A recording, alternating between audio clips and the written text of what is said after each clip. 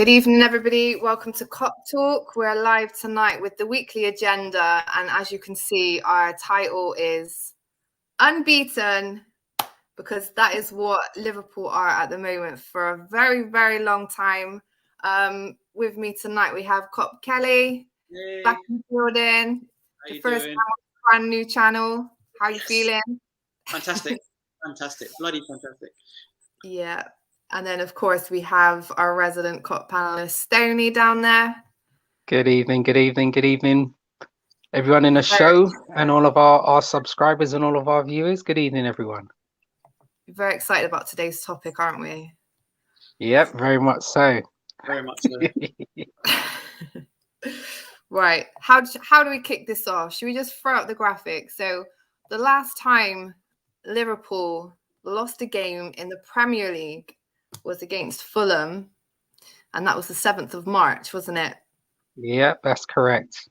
The last time we lost a game all together was in the Champions League against Real Madrid, and that was April the 6th. So I just thought, for a bit of fun, the last time we lost these two games, this was our lineups.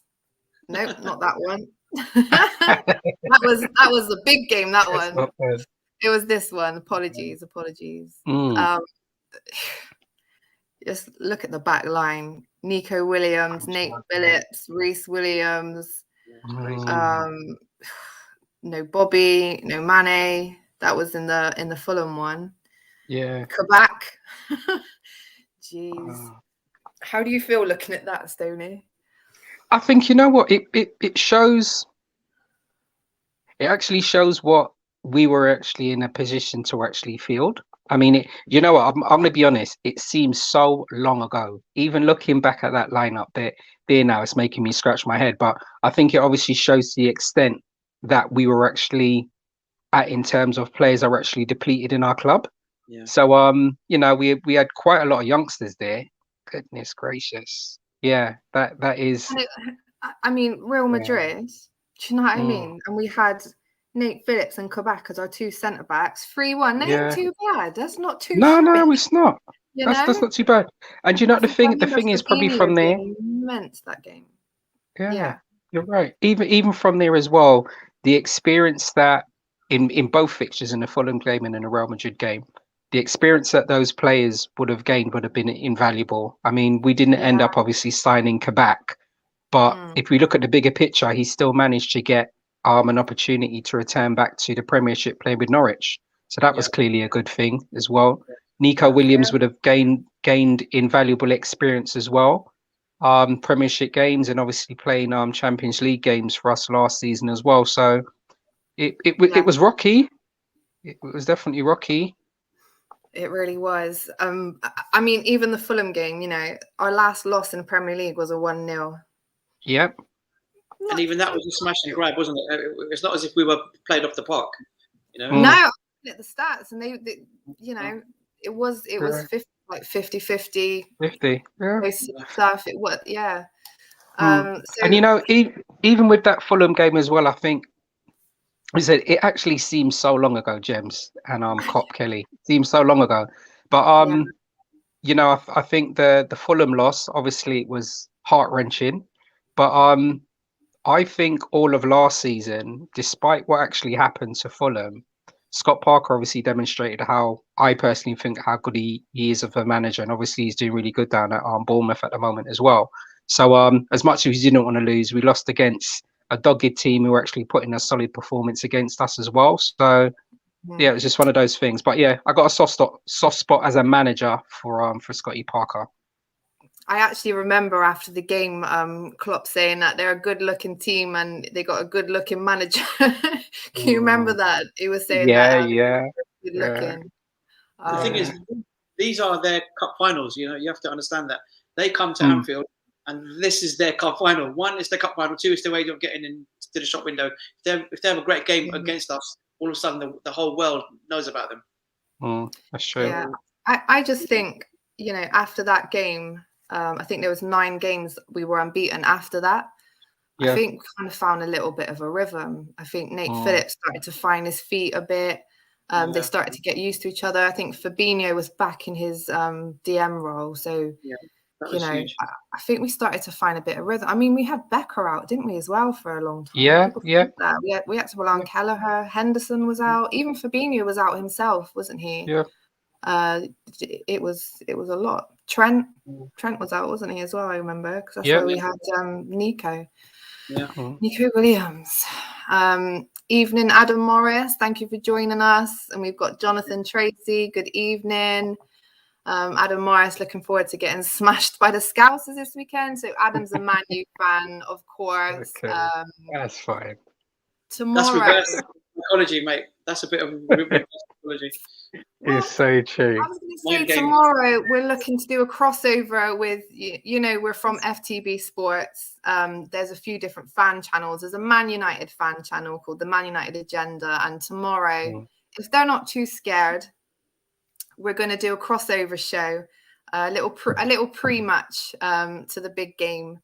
But I do always say it feels like with the Man U versus Liverpool, it's kind of a lot of time is form irrelevant because it's such a heart emotional game that kind of everyone just ups levels automatically.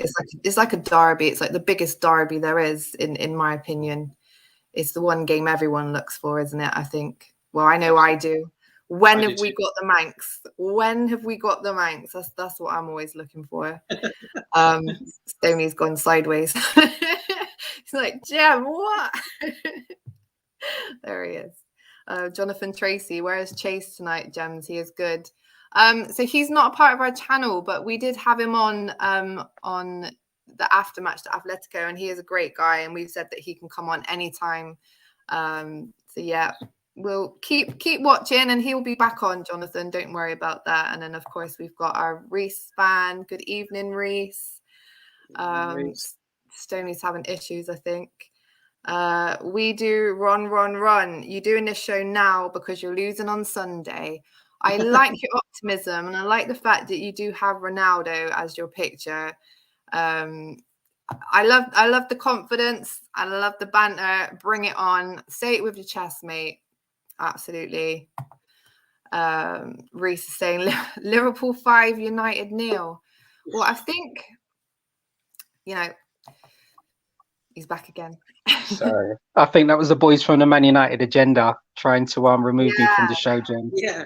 I really think so. It might have been this comment, look, Ron saying you're doing this show now because you're losing on Sunday, and then we've had Reese saying we're going to win 5-0. Evening, Mr. Silver Fox. I mean, we're talking about unbeaten runs. Obviously, we have a big game on Sunday. I mean, we had this set to do before the Atletico game, so exactly we are a bit cocky. I think we've got every right to be, though. And you take a look. So since these losses, this is what we've done, and it's incredible. I had to just write them all down like that because it's absolutely crazy. It is crazy. All these games, and we've not dropped. We've not lost. There's not even that many draws, really. No. I think the most. And you know what? Yeah. This is the So we've got. Yeah, right. So that's after the Aston Villa, Real Madrid.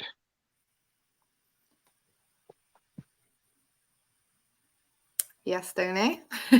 Oh no! Sorry, no. Go ahead. I was just listening. So on the left, from the Villa to Palace. Obviously, that was at the end of last season. That was after the Real Madrid first leg game, and then from the Norwich, obviously, it's all this season. Yeah, but what we were kind of, what we're kind of noticing a lot is, when we do win, we win pretty well.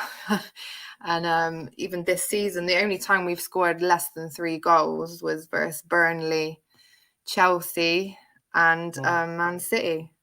Yeah. And we're also noticing that our back two have become really solid now.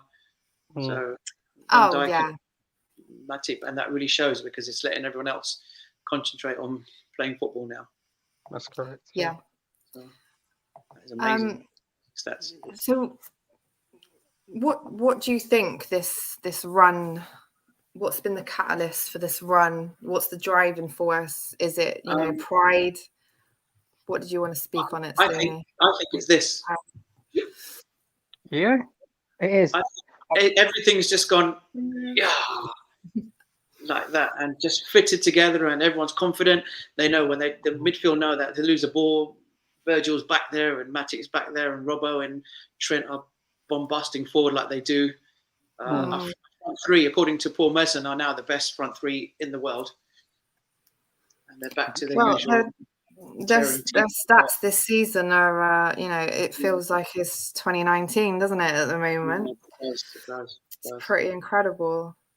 I think what's so good to actually see, James, with the stats that you actually put up is there were. I know we had a lot of conversations on the show. It was evident in the media that people were speaking about the depleted squad we had. I think, similar to what Kop Kelly was saying, I think the plus point has been after the Real Madrid game, we have actually lost only one game, and that's one pre-season. I know pre-seasons don't usually count, but it was only against the Hertha Berlin, Yeah. So even if you put in the pre-season friendly games we had, we would have seen that our squad was completely changed as well. So we had some of our under 23s, our academy players, some of our youth players. So the fact that we've been able to continue winning and getting results regardless of what players play in what other positions, that's the strength as far as I'm concerned. I know a lot of people have probably spoken about the depth of our squad and compared it with other clubs. That's fine. But as you said, the run that we've put together, I think, has been absolutely amazing. He said, no L's. That's beautiful. And he said, unbeaten, as our title of the show says. Yeah. And I think we were talking, weren't we? And we're saying that the only players, I think there's only 4 players now that haven't featured so far this season. So 12 games, and there's only, one of them is Adrian, and I think there's 3 others that are some under 19 players, basically, that haven't actually featured for the club. And if that's not depth and rotation, to be able to use nearly every player in your squad and not lose a game, it's brilliant as well. I don't know how much deeper it needs to be. and another thing that was quite interesting as well in terms of the continuation of our unbeaten run as well is I think there was a lot of conversation about us possibly needing to buy a fair amount of players. And if you think of it, we went into this season purchasing Ibrahim. I know Harvey Elliott was playing for us before his injury as well. But we've continued to play in that rich vein of form by actually purchasing only one player in Ibrahim. So that, once again, I think's obviously credit to our club, our coaching staff, and our players as well. Absolutely. And the great Jurgen. He's just fantastic, isn't he? I think when you look at I don't want to talk so much about Man United, but when you can look at their bench.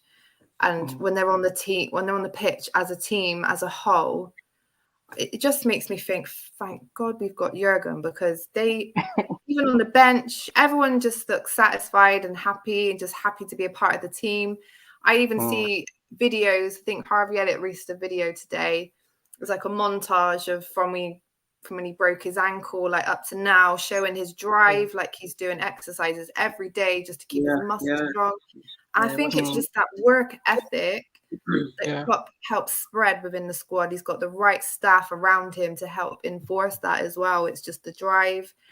I think, I can't remember when he was talking, and he said, it's not easy to train as much at the moment because of different games and, they have to rest and so. But he said, people like Salah and stuff like that, he said they'll practice the kind of goals that they were scoring and the free kicks and stuff. He said they practice goals themselves like that, like not with the team as enforced training, but they go and they practice that alone. So he's like, I think it was after one of Salah's goals, and he was like, I don't really get to see that in training because we don't have much time at the moment, but I know that they do that in training, but I've just not seen it yet. I think it was after the Watford game. So yeah, it's just the the want to win, you know, and even Salah, he's like, we want to win the Champions League, we want to win the Premier League, and that's what the aim is, isn't it? But yeah, and you're right as well. I think it's the fact that we've actually still got that drive. We've actually got that drive and determination as well. I think that's extremely encouraging as well. And as you said, the unbeaten run has covered the league, it's covered Champions League, and it's actually, you know, continued over in the Carabao Cup. So that's 3 different competitions, and we've still actually raised the bar again. So I think it's brilliant as well. I know that our players, once we had won the Champions League and the league, as you said, it's a strange thing on some of our shows. We were having people coming in and placing comments to see, you know, whether we can sustain the performances that we're putting in before. People were talking about the age of some of our players, you know, whether they're going to be moving on, whether they still got the drive. And look, everything just right here. So I think for all of those doubters, the proof is in the pudding. Yeah. I know. I was sorry, go on, Kop Kelly. No, sorry. I was at the game Saturday, sitting with the Watford fans. Don't ask me. Anyway, big blur. Outside, I was going, oh yeah, Watford are really playing shit, aren't they? Yeah, but inside, I was doing flipping cartwheels, mate. Cartwheels upon cartwheels upon cartwheels. I couldn't contain myself, but obviously I had to sit with the Watford fans and be all doing, oh yeah, the shit. I don't think I could have. How did you do that? Especially did they clap the Salah goal, didn't they? I think I saw on the screen that a lot of them were clapping the Salah goal. Oh yeah, I mean everybody was. It was sensational. Unfortunately, I was at the other side when it happened, but it was sensational. Yeah. We were just on a different level. Bloody 5-star! Wow. This is what makes me laugh. You know, on the D-Day as well, like you were saying, Stoney. A lot of people were saying you haven't made no signings, even though we signed Konate. You've made no signings. Chelsea have signed Lukaku. Man City have signed Grealish. Man U have signed Ronaldo and Sancho. What are you going to do? How are you going to keep up? Well, Salah has scored 11 goals in 12 games, 4 assists, yeah? Lukaku hasn't scored in 6 games. Grealish has got 1 goal, I think, hasn't he? Yep. Yeah. Pretty sure it's 1 goal. That tap-in off of his calf, wasn't it? Yeah. Came off his shin bone. I mean, Ronaldo is all right. He's not a game changer, is he? You know, he's saved them. I'll give him that. He saved them in the last minutes, but it's got to be spoon fed to him. Yeah. Out of all of those signings, you know, it's the old Egyptian that, you know, we needed to update. That's killing it out here. So people could have, if I could go back and find those clips of people like, oh, you should be scared of Lukaku, all these other signings that are being made. Well, actually, we're the one team that nobody thought, oh, they've got no signings, they're not going to progress. Well, actually, your signings are kind of, you know, Sancho's not killing it out here, is he? And I said to the Man U fans, you know, he's been poor, isn't he? You can sign who you want. That's how you're going to get them playing. Yeah. Because you said even with I know that's going to feature on the show tomorrow as well when we join the Manchester United agenda. But the Sancho that Manchester United currently have doesn't look like the Sancho that's played for Borussia Dortmund or for England. But as I said, we'll bring that up tomorrow on the show anyway. He's not even. They're killing him. They're killing him inside. They took Van de Beek from a Ballon d'Or winner to I don't even know what he is now because we don't even get to see. But yeah, I just think it's interesting that we were the main club spoken about in the transfer window to have not strengthened up, and actually we're the strongest team out there right now. I fully believe we are the strongest team out there. And I think our new signings have been extending contracts of our players that we know that we want to keep at the club. But those have been our new signings, and they've been the best signings this season by far. Well, it's your in-house business, isn't it? You got to clean the house before you invite people around. Do you know what I mean? You can't invite people around to a dirty house. Do you know what I mean? And then you're gonna have people walking out. Like, we can't have another Wijnaldum situation. And actually, I think he wishes he'd stayed at home. To be honest, the way he's even said that, right? He's even said it. His PSG career hasn't taken off yet. I mean, and even with that, you know, the comment that you mentioned, James, and obviously Kop Kelly as well, regarding the Ronaldo, his career hasn't really taken off at PSG. Goodness, could you imagine if that deal had actually gone through and he went Barcelona? I think that would have been even worse. So you know, it's one of those things as well. I think that's interesting as well. I wonder how Gini would have fared in a current squad that we currently have now. So if he didn't move on and he had signed the contract and remained with us, I wonder what impact he'd have in our current squad at the moment. I mean, that's another show, but that's quite interesting. Quite a little light bulb there as well. So I have an opinion on that, but I'm not going to say it, so it's fine. No, that's fair enough.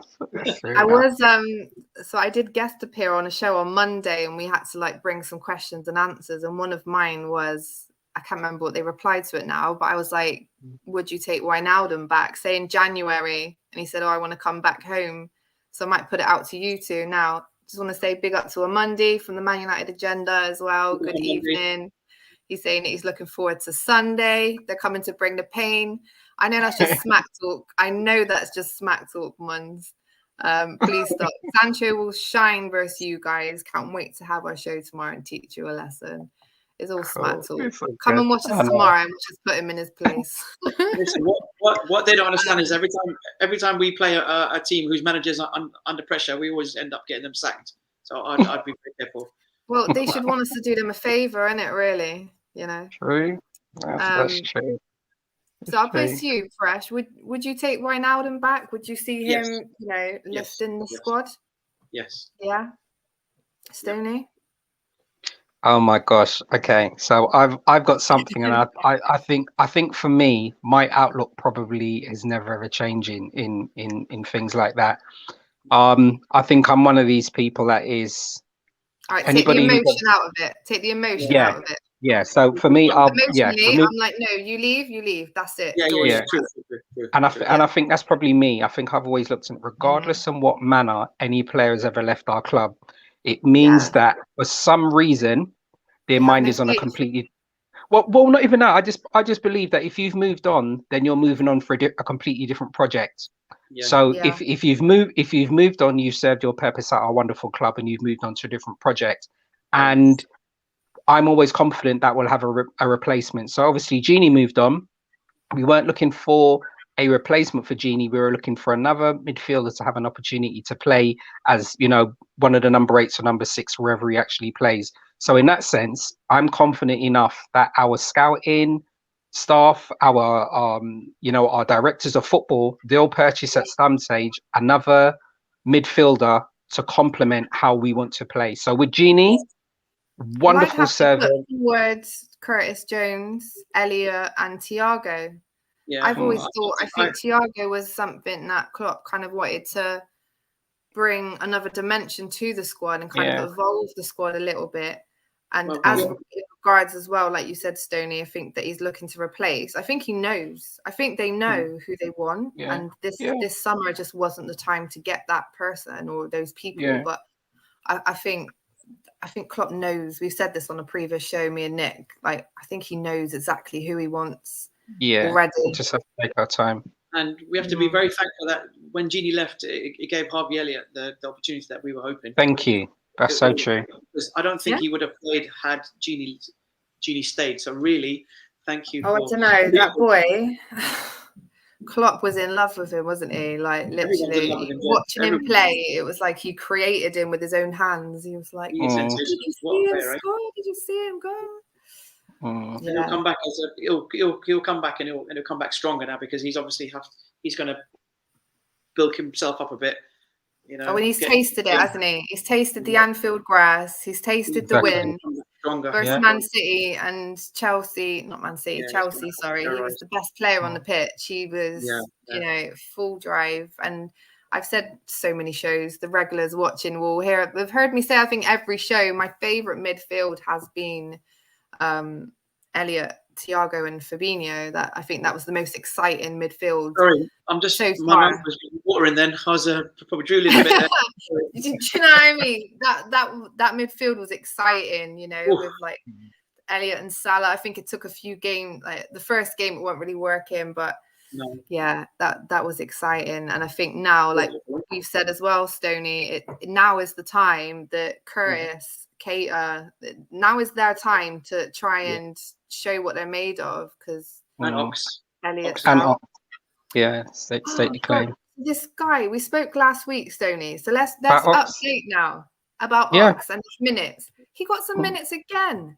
And I'm not funny. I'm not being funny, but to be subbed on in the 60th minute in the Champions League at Atletico away, what are you complaining about? I mean, it could be rumors, it could be absolute bollocks, but it may be agent talk, James, because if you think of it, okay, this is what I'm thinking. Ox is actually getting game time in Champions League games as well. Yeah. He's getting game times, you know. It may be one of those things.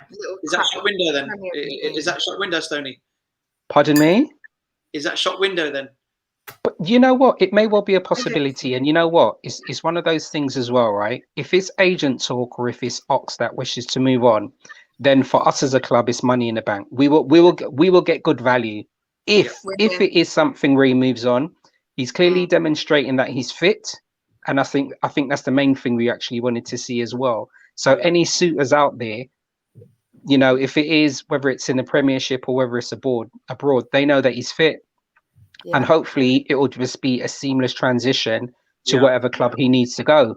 So he's very respectful man. Yeah. I like Ox, and as you said, I would love for him to do well. But for whatever reason, I mean, there's so many rumours of Newcastle now, but there have been, you know, he might go to Newcastle. I mean, he'd be one of the star players at Newcastle, wouldn't he? You know, look at some of our ex-players like Danny Ings and stuff, and they do really well when they leave us because they've got the best coaching in the world behind them. Yeah. Spread a bit of that Klopp love around the changing room. I can imagine people saying, like, so what do you do? Like, what does he say? How do you train? Like, even the manager, right? What what's the setup? What's the deal? Because that's what I would want to do, wouldn't you? Yeah, it's true. It's true. Stoney, you're a manager, aren't you? Imagine you had one of Liverpool, ex-Liverpool players. You'd be drilling them, wouldn't you? 100%. 100%. You want to know every little bit of knowledge and experience, every single thing that they can bring to the table. It's absolutely invaluable. Absolutely. You know, interesting thing I was thinking as well, James, with the information that you posted up about our unbeaten run. One of the things at the moment that people, I think, hopefully people will be able to look back at. This season, it was Man City. Obviously, they did really well last season, and obviously strengthened purchasing Grealish. Yeah. Thank you. Perfect. Yeah. So this season, if you think of some of our results as well, we had Man City who purchased Grealish, and this squad was very strong and in depth, nearly 2 players per position. We didn't have Trent. Yeah, and same thing with Chelsea as well. So if we think of it for this season, right? We've got Liverpool that are going to win the league. We've got Man City who's going to be attempting to retain the league. And we've got Chelsea who's got a new manager. You know, they've won the Champions League. They've won other trophies as well, Super Cup XYZ coming up. So they're obviously strengthened. And those 2 teams that are going to be pushing us to win the league, they drew with us. Yeah. They drew. Chelsea 1-1, Man City 2-2. And these are the teams that are meant to have bigger and stronger squads than us. Yeah. And my only annoyance was that was at home. That was my only annoyance with that it was at home. But we had injuries. Still got the points. Yeah, I agree with that. But yeah, those are the teams, and I think part of our unbeaten run, which I think is also being a positive. You probably look back, probably 3 years ago, the so-called teams that we were meant to beat those were the teams that were either dropping points or actually beating us. So look, at the beginning of the season, Norwich, a couple of seasons ago, they may have got a point against us. Burnley are not a walkover. No, you know, we've obviously got the points of Burnley. Same thing with Crystal Palace as well. Game, we still, you know, that was almost, wasn't it? Yeah. So you know that Crystal Palace game, you're right. The Brentford game could have been indifferent, and there was a lot of conversation about Watford. Obviously, they'd stopped our unbeaten run, and there was a few people out there talking about what they could possibly do to us. And I wasn't having any of that. I was so confident. I was being a bit cocky, and I was Paresh. The conversation was, how many are they going to concede? Trust me, by the end of the day. I was just like, I just can't see it. You know, they're old, we're fresh, we're young. A lot of our players got energy now. We have Bobby back, you know. And you look at all those games, I think Bobby, I just don't understand how people can't see how amazing he is. And he was missing for nearly all of these games, wasn't he? He got injured after the Norwich game. Do you know back. When was it? Porto? Yeah. Do you know the one key name in all of that? Yeah. And I'm going to throw it out there, right? Is Matip. Yeah. Because Matip, 3 seasons ago, he would have been injured right about now. Yeah. You have to understand that. He would have picked up an injury and they're like, oh, God. Oh, my God. I know. He's been sustaining his form at the beginning of this season. And when I saw him live on Saturday, I was thinking, wow, this guy really complements Virg really well. He's quiet and calm about his game, and he's like the sweeper, midfielder, defender, all rolled into one. He is really having a great season, you know that. And fingers crossed, long may it continue. Yeah, and you're right as well on Kop Kelly. I think that's a combination of him being able to really rest over the summer as well. He looks fit, and as you said, the way that he's able to, I know he's always had it in him. That's one of his strong characteristics as well, about him actually being able to step up and break the lines and actually play the ball out sometimes when he stops into midfield. We've actually gone back to actually see him being able to do that as well. And it's almost a blessing. We still haven't really seen Gomez. I know he came on at right back for Trent against and even Klopp was questioned on that. Like, get a grip. Like, how many players of Man City and Chelsea and Man U, all these other teams got on their bench, and they're questioning Klopp, like, why haven't you started Gomez? Bananas. We're 12 games in and we haven't needed to yet. But last season, you know, we were all questioned on why haven't you got any defenders on the bench? Thank you. I find it hilarious. We're questioned on our depth, and then we have depth. We're questioned on why we have depth. You know, are we not allowed squad players on the bench? Do you know what I mean? Are we not allowed to have extra players?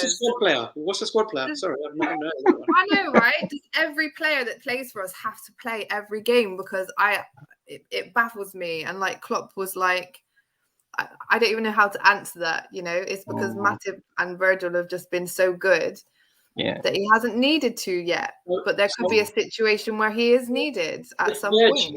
If Virgil needs to have a rest, who would come in? He had his knee scanned, or Gomez? Who would you pick out of those two to partner Joel Matip? Say that again, please. That's a tricky one. It's going to allow me to think. Say that question again. Because obviously, Virg was complaining that he felt a bit sore after the Atletico game. We were like, oh, Jesus Christ. I hope he's okay. But I think he just felt sore that he'd been playing a lot of games as of late. So if he were to rest, say, for example, would Konate be the ultimate partner for Joel Matip, or would Gomez be the ultimate partner? I'll let Stoney think a bit more. And I'm just going to add to that I did read a report that said Virgil was going to continually get scans on his knees anyway, out of, you know, just to preempt if there is anything. So I'm not too worried about that. And, you know, he's got a few days to recover. I quite like the fact we played on Tuesday and our match is Sunday. That was a really nice. And he will make sure he's fit for Sunday, no matter what. Yeah. I think you can see that Matip's slightly better, slightly above him a little bit in a lot of games. I think, you know, versus Watford, you could see a little bit dip, but, you know, for his standard, not a lot. I would have to say it depends on the game, whether you play Gomez or Konate. I don't know. It's almost like It's I hard. just want to see Konate. I just want to see Konate. So it's like saying, what present do you want to open? The one that you know you're going to get, or the one that you don't know? Do you know what I mean? It's like there's two presents, and you know one's a bike, but you don't know what the other one is. It's like, and we're lucky to have the bike out. Yeah, exactly. What's in this one? I want to see what is in it. I want to see what it does. Do you know what I mean? I feel like that.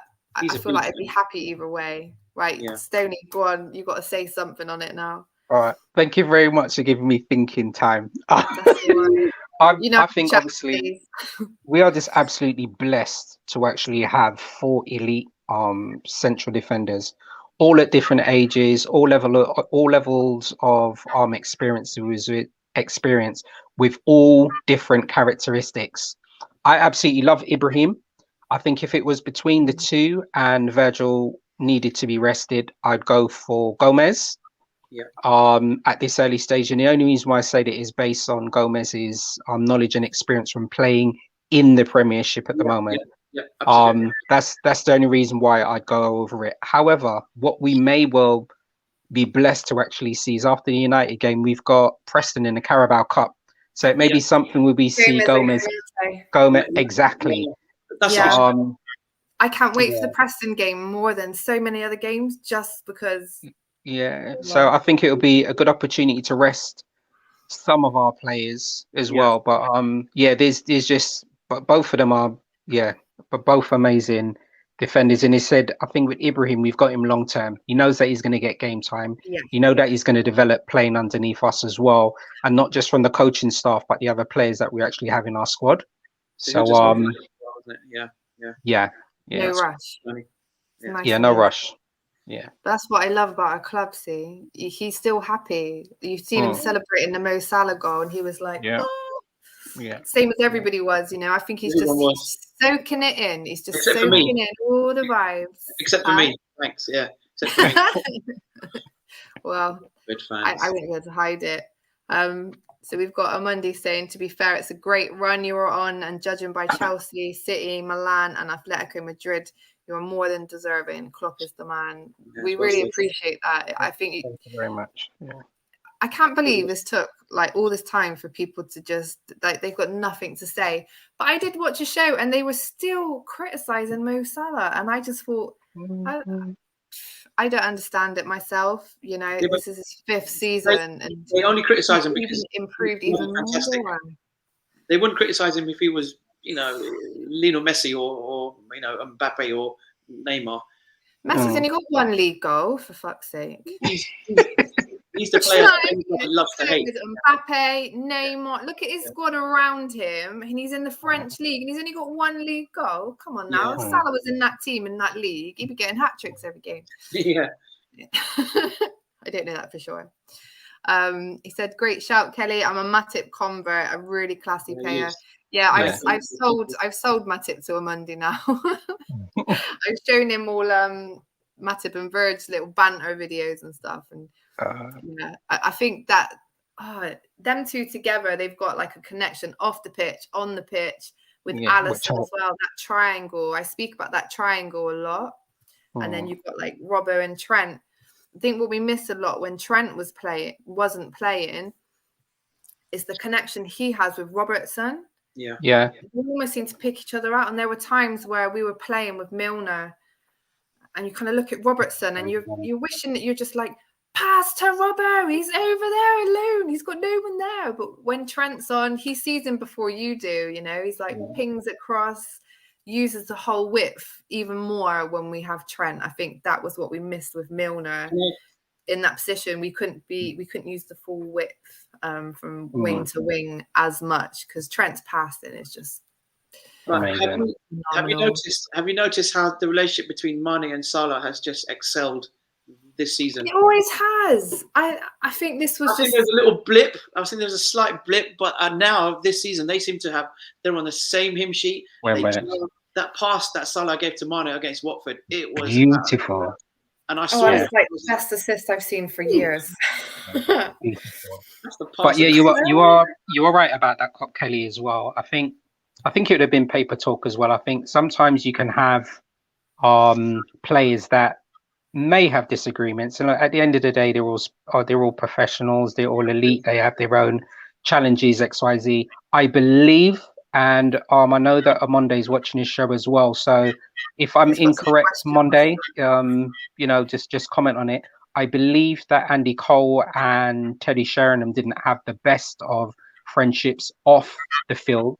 But once they're on the pitch, they're amazing. So you don't always have to be best of friends. Yeah. However, I do believe that some of the stuff was paper talk between Salah and Mane. But you're right. If they've got their groove back, it's only going to benefit us and the club anyway. So as you said, once again, we're blessed. And they're on the same hymn sheet. You're right. I think a lot of it stemmed from, can you remember they had that little disagreement on the bench and it went into the tunnel and then there was a picture. I love this picture. They're arguing and then you've just got Bobby behind going, oh, yeah. Users like that, winding them up. But when you're so close to someone all the time, they're with each other so much, you're going to have little arguments. And as soon as the media get a little sniff of whatever, they'll just run with it. I think they've just got healthy competition in the squad. Yeah. Like Robbo and Trent are always competing and they openly say it. I think Mane and Salah, obviously, they're competing. Yeah. I think he's that glue. I think Bobby's the glue that keeps the three together, because when he's on form, Mane and Salah, they seem to be happy as pie. I think Mane needs him more. He's on another level. When he's on his level, Bobby's on another level. Tell you what. Because when Jota's in the middle, Mane's not quite there, is he? No. But when Bobby's there, Mane just looks a lot freer, and it's just what Bobby does, isn't it? He just takes defenders away from people. When you watch the Watford goal back as well, you look at Bobby's positioning, and he actually, because you can see even the Man City game, you can see like a couple of them are looking at Bobby like, where's he going? Where's he going? So just his movement, doesn't he? Yeah, opens up. His movement alone. Right, we're getting quizzed now by a Monday. We ready? Do you think BBD is back to his best, or has he lost a little edge? He is Virgil van Dijk. He is what he is, and he made, I think, 2 errors, and everyone's, I'll put it to you. Do you think that Harry Maguire has even peaked since he's come out of the Euros? Because my gosh, I saw a highlight reel of Maguire this season and I didn't realize it was that bad. My gosh, it was like a roll of errors. In his defense, he did score quite a decent goal yesterday. Yeah, but his job is to defend, and but that header that went in, did you see what he was doing when the header went in at the other end? Can't compare them, actually. He was doing the zombie walk behind the man like this. The guy's jumping up to head the ball into the net, and Maguire's just behind him, and he's basically trying to push him over while the guy's in the air, I don't think, I know he's had an injury as well, hasn't he? But I think, Amundi needs to be a bit more worried about that. But we'll talk about that tomorrow. Question, how do you defeat Liverpool? Watching your game versus Atletico Madrid, I did see some weaknesses which will give sides hopes. Well, Amundi, you just need to go and watch the Brentford game. That's all I'll say. Stoney?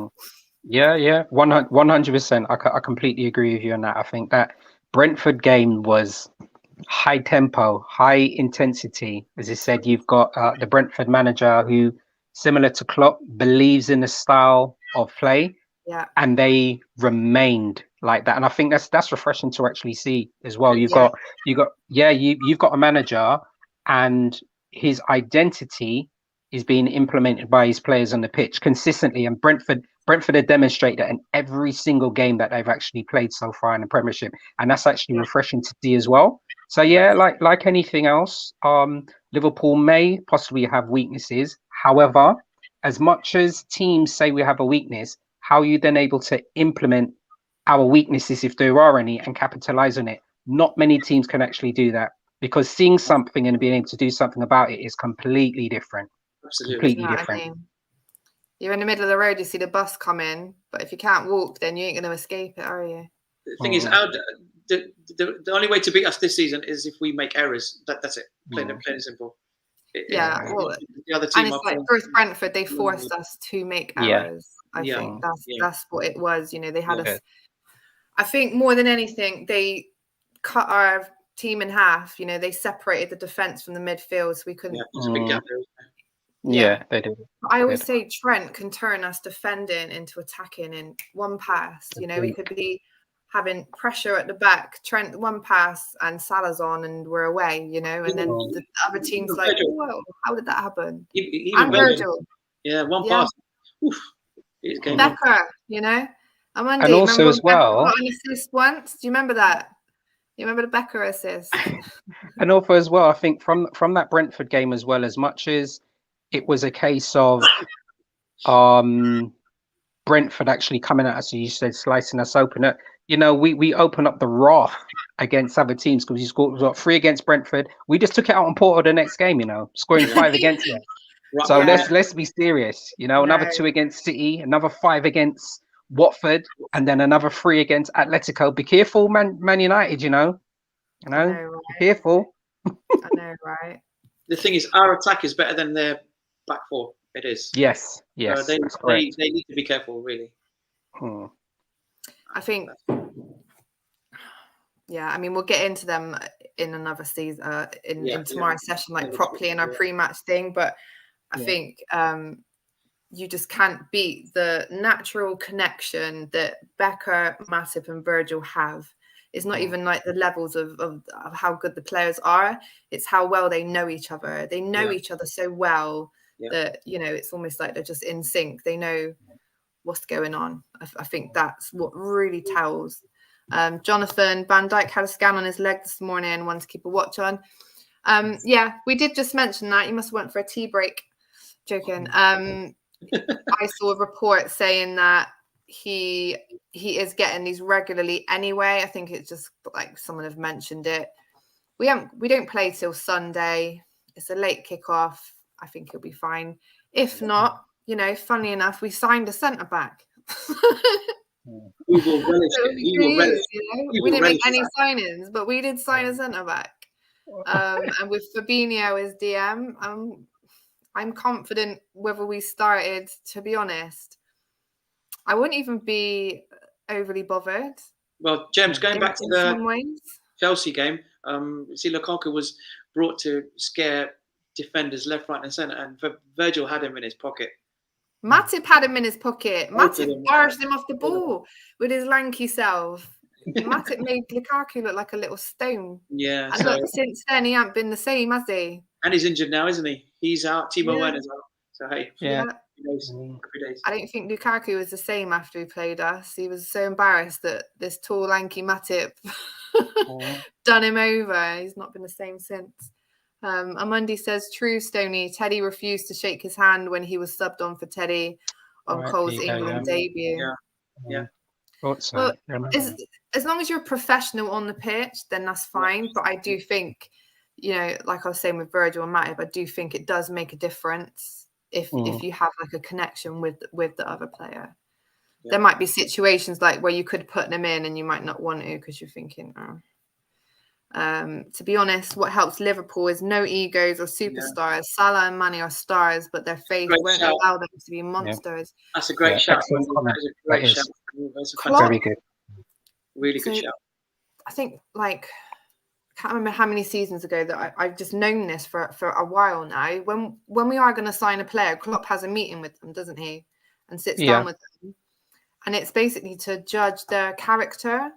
And he says he doesn't want players that are going to come and demand stuff and be, you know, the star of the team. Like, you have to be a team player. You have to have the right attitude, hard work. You don't expect to just come in and sit on your ass and just get get picked in the starting team if you're not pulling your weight. And also, I think Harvey Elliott is the perfect example of that. You put the effort in and you show Klopp in training what you can do and you will start. Yeah. You know? Yeah. And if you look at our 2 Instagram players that we used to have, Jordan Ibe and Rian Brewster, where are they now? Gone. That's true. So Klopp hasn't got time for that. You know, do it in your own time. But I think back to the last kind of ego-ish that we had, and I would say, you know, Coutinho.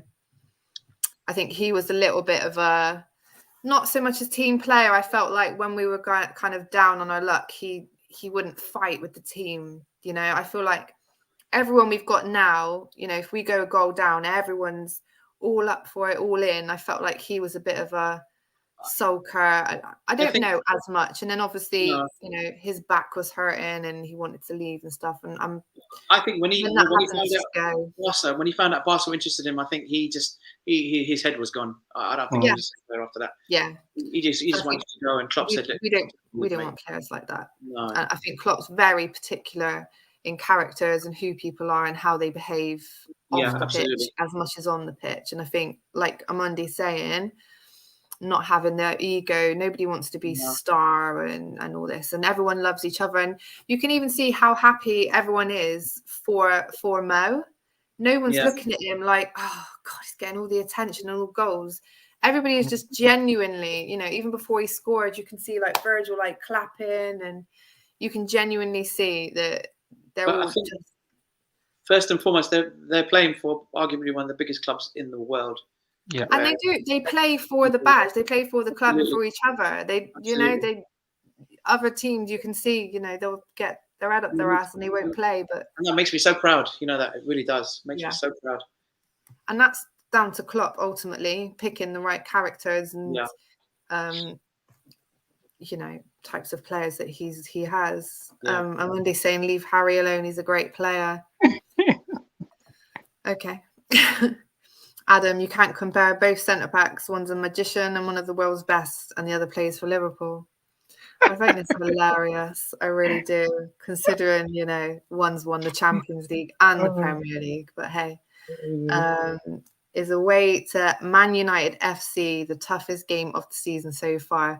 Amundi, don't kid yourself, mate. We've just beat Atletico Madrid away, which nobody has done since they've had Simeone as manager, I think, or nobody's got 3 goals away to them. So that was the one game that I was looking at thinking, wow, you know, Champions League as well, you know. I think going to Burnley on a winter's day where it's nothing, that's the toughest game of the season, mate. And you're right in saying that as well. We've played Atletico away, we've played Man City away.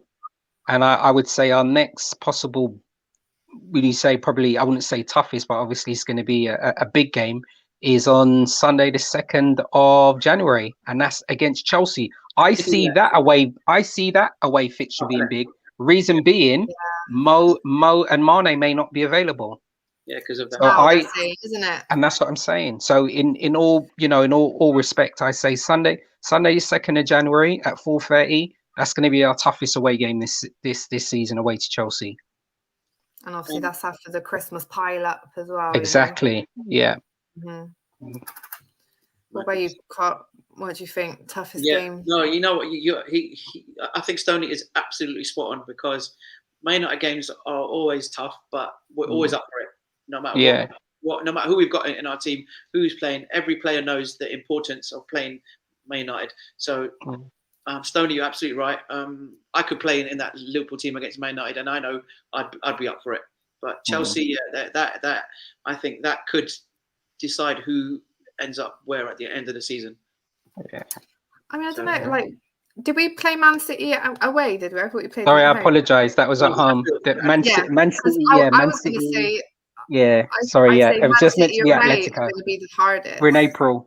We're away to Man City. So I was just thinking about the fix. So our toughest game so far has been Atletico away, and then our next toughest game, I believe, will be against Chelsea, because we got Man City in April. Yeah, so the Man City away, Chelsea away, and obviously the Atletico away. That was the 3 games for me that at first I was like, wow. Yeah. And you know, Man U's just Man U, isn't it? That's just exactly. You know, that would be the biggest dent in my pride is when we lose to them. But we'll see. Yeah. And when the Spice Boys would have no place in Klopp's side. Well, what do you mean, Spice Boys? Am I missing out on something here? It'd be interesting to see what Klopp could have got out of the so-called Spice Boys. Hey, that's for another show. Yeah, definitely. Robbie Fowler in our team now. Boy. But anyway, that's another show. Evening Solo 7, big up. Evening. Yeah, we'll see you tomorrow evening, mate.